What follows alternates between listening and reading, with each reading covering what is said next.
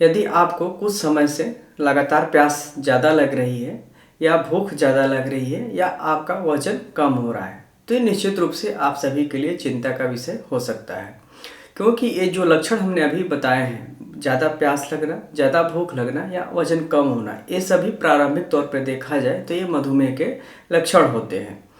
कुछ समय पहले तक जहाँ गिने चुने लोगों को मधुमेह होता था, लेकिन आजकल देखा जाए तो लगभग हर घर में एक या दो मधुमेह के रोगी मौजूद हैं। और अभी कुछ ताज़ा आंकड़ों की हम बात करें तो इस समय जो दुनिया के शीर्ष 10 मधुमेह से ग्रसित देश हैं, जिसमें जहाँ पे अधिकांश मात्रा में मधुमेह के रोगी पाए जाते हैं, तो उन 10 देशों में जो हमारा इंडिया है वो दूसरे नंबर पे है। सबसे पहले नंबर पर चीन का आता है, उसके बाद दूसरे नंबर पे इंडिया आता है।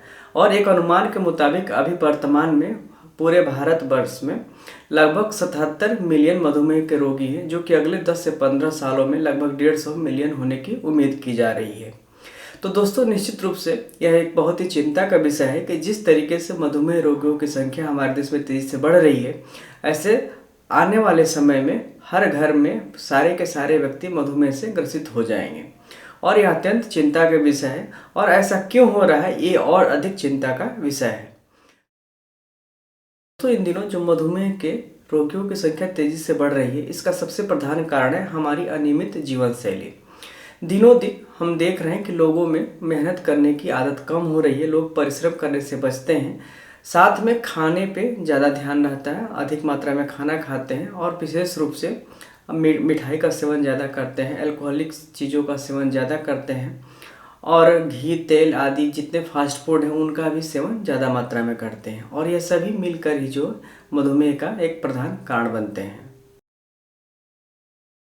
तो सबसे पहले हम आपको बताते हैं कि मधुमेह के लक्षण क्या हैं। तो मधुमेह के जो प्रारंभिक लक्षण हैं उसमें सबसे ज़्यादा होता है कि आपको प्यास लगती है, साथ में प्यास के अलावा जो है भूख भी ज़्यादा लगती है और कुछ समय के बाद आपका वजन धीरे धीरे कम होने लगता है।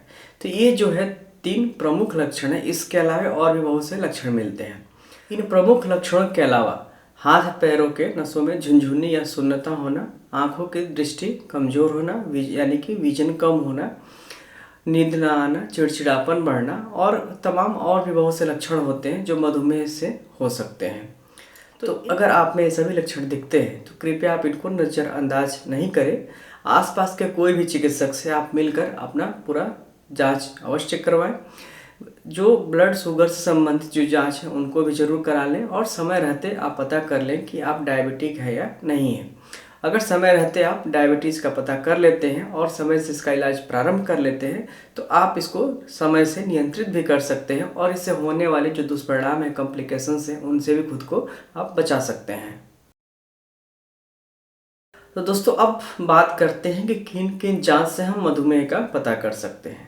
तो जो सबसे प्राइमरी इसमें टेस्ट होता है वह ब्लड शुगर की जांच। और ब्लड शुगर की जांच 2 तरीके से की जाती है। एक है फास्टिंग ब्लड शुगर और दूसरा है पोस्ट प्रेंडियल, जिसे कि पीपी भी कहा जाता है, पीपी ब्लड शुगर।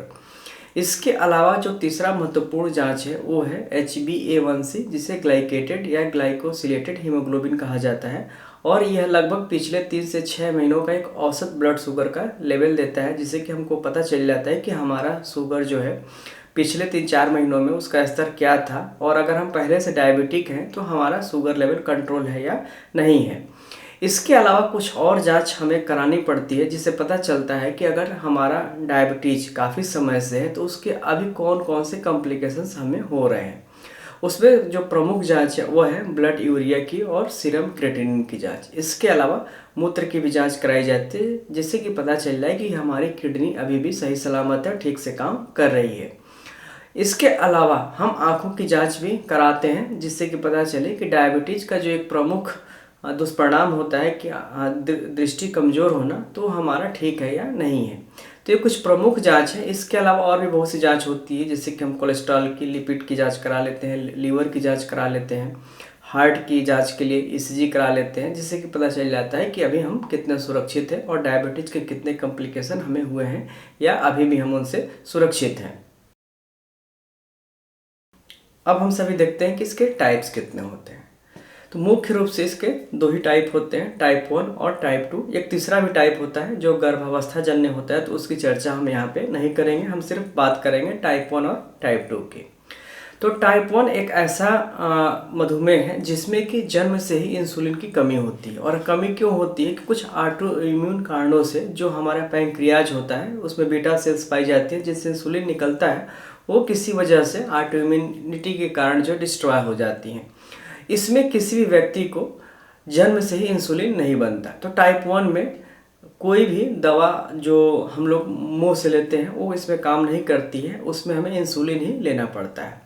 लेकिन जो इसका एक दूसरा प्रकार है जो टाइप 2 जिसे कहा जाता है, वो इंसुलिन रेजिस्टेंस के कारण होता है। और ऐसे जो व्यक्ति होते हैं सामान्य रूप से मोटे होते हैं, हालांकि पतले हो सकते हैं, लेकिन सामान्य रूप से देखा जाए तो जो टाइप 2 के पेशेंट्स होते हैं वो मोटे होते हैं। और इनमें इंसुलिन की कमी न होकर इंसुलिन का रेजिस्टेंस होता है, यानी कि हमारी बॉडी में जब इंसुलिन की आवश्यकता होती है तो इंसुलिन होते हुए बॉडी उसको यूटिलाइज नहीं कर पाती, जिसकी वजह से शुगर का लेवल बढ़ने लगता है। तो जो टाइप 2 के पेशेंट्स होते हैं इनमें आहार, विहार और औषधि, इन तीनों का महत्वपूर्ण रोल होता है। इसमें आप अगर समय से अपना आहार, विहार और औषधि समय से लेते हैं तो आप इसको समय रहते ही नियंत्रित भी कर लेते हैं। आहार में महत्वपूर्ण यह है कि जितने भी शुगर वाले पदार्थ होते हैं, यानी कि जो जिसमें शुगर कंटेंट ज़्यादा होता है, उन्हें हमें लेने से बचना चाहिए।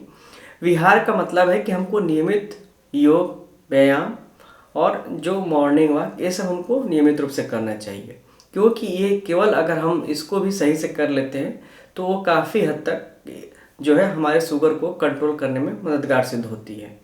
और जो तीसरा है औषधि, वो औषधि दो तरीके की होती हैं। अगर आप एलोपैथिक औषधि लेना चाहते हैं तो आप किसी एलोपैथिक डॉक्टर से सलाह लें, और अगर आप आयुर्वेद का इलाज लेना चाहते हैं तो किसी योग्य वैद्य से सलाह लें। दोनों पैथेज में इसका एक बेहतर इलाज है, ये आप पे डिपेंड करता है कि आप कौन सा इलाज लेना चाहते हैं। अब बात करते हैं एलोपैथिक इलाज की। तो एलोपैथिक इलाज में दो तरीके का इलाज होता है, एक तो है जो कुछ दवाएं जो हम मुंह से ले सकते हैं, और दूसरा है इंसुलिन। तो इंसुलिन की जैसे कि हमने बताया कि जो टाइप 1 के पेशेंट्स हैं उनमें इंसुलिन जरूरी होता है, उनमें कोई भी खाने वाली दवा काम नहीं करती। लेकिन टाइप 2 के पेशेंट्स में खाने वाली दवाओं भी बहुत मात्रा में उपलब्ध हैं, और जिन टाइप 2 के पेशेंट्स में खाने वाली दवाओं से शुगर कंट्रोल नहीं हो पाता उनमें इंसुलिन की आवश्यकता पड़ती है। जो खाने वाली दवाएं हैं ये अलग अलग टाइप्स की होती हैं, कुछ इंसुलिन के लेवल पे काम करती हैं, कुछ डाइजेशन के लेवल पे काम करती हैं, कुछ एब्जॉर्प्शन के लेवल पे काम करती हैं, और कुछ सिक्रेशन के लेवल पे काम करती हैं। तो जब भी आप चिकित्सक से सलाह लेंगे तो आपके रोग के अनुसार, रोग की कंडीशन के अनुसार या रोग के कॉम्प्लिकेशन के अकॉर्डिंग जो आपको बेहतर इलाज देने में आपके लिए सहायक होंगे। और जहाँ तक हम बात करते हैं आयुर्वेद के इलाज की, तो आयुर्वेद में बहुत से इलाज हैं जो कि आप किसी भी योग्य वैद्य से सलाह लेकर आप कर सकते हैं।